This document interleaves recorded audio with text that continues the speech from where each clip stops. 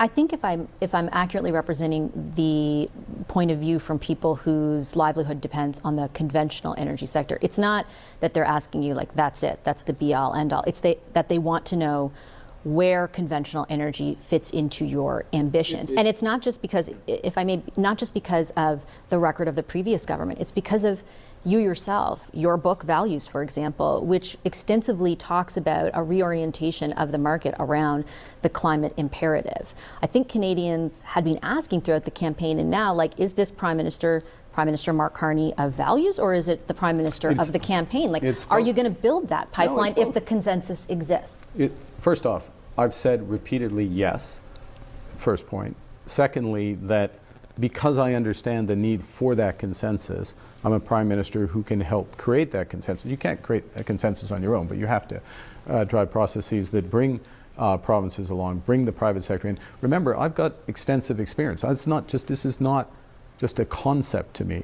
I have been involved in major energy projects for over 3 decades in the private sector. So I've got that experience, bringing the provinces, working with Indigenous partners, putting in place, as we have, billions of dollars of financing for those Indigenous partners, bringing in somebody like Tim Hodgson, who, when he was CEO of Hydro One, was one of the only major corporations to have a major Indigenous partnership program that actually worked. So we're bringing the components in, we have to deliver. Let me make another point, because I appreciate that you've read my book very carefully.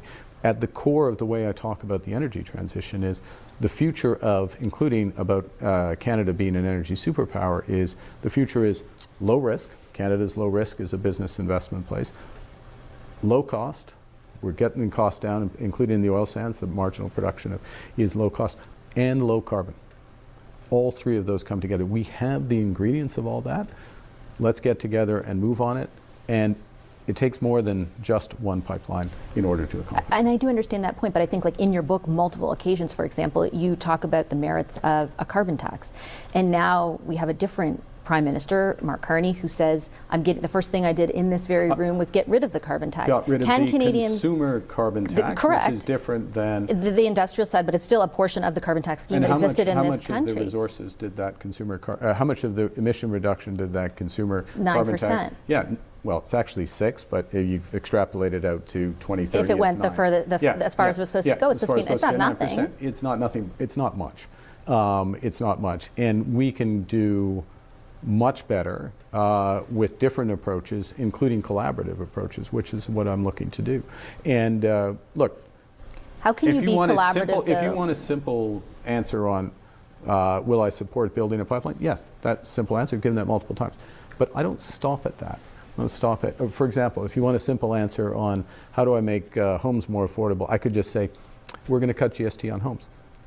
But that doesn't solve the problem. Just doing one pipe, it's good, don't get me wrong, it's good. That's a positive thing, and working collaboratively in order to happen.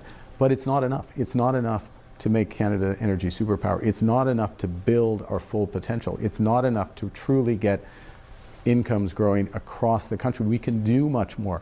We are going to be very, very ambitious. Build big, build bold, build now. It does speak, though, to what people in Alberta and Saskatchewan who didn't vote for your party are worried about, right? They are worried that it is the Mark Carney of Values, it is the Justin Trudeau government, and the reason I ask about that is against that backdrop, right? You are still saying you're going to keep C-69 in place, you are going to keep the emissions cap in place. They view that as evidence of something, they view that, pardon me, as evidence of something that runs counter to what you're saying right now. What I've said very clear, look, I am a pragmatist. I go over and over on this, and I really am.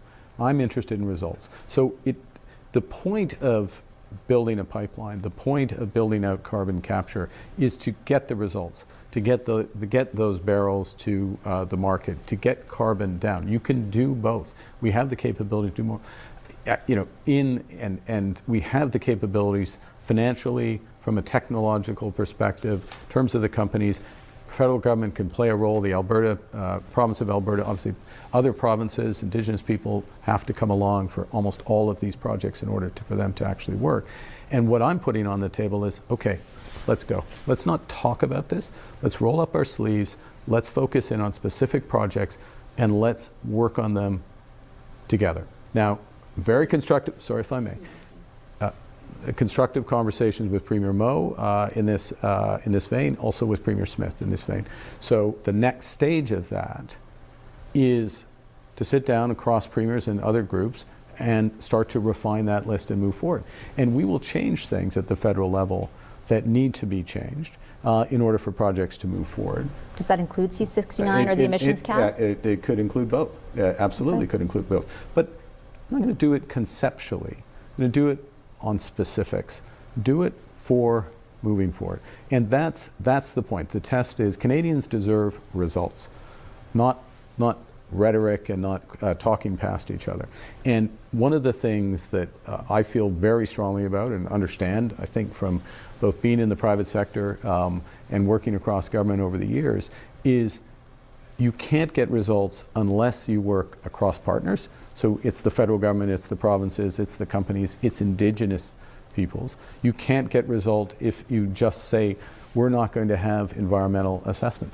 The Harper government tried that approach, effectively tried that approach. It doesn't work. You get tied up in court. So what you have to do is to work together for an efficient and effective environmental assessment process. What we have clearly signaled, and we've been absolutely clear, I've been very clear about this, is we will rely on provincial environmental assessments as appropriate. That is a huge shift in approach that potentially unlocks a series of projects. You have to do other things at the same time.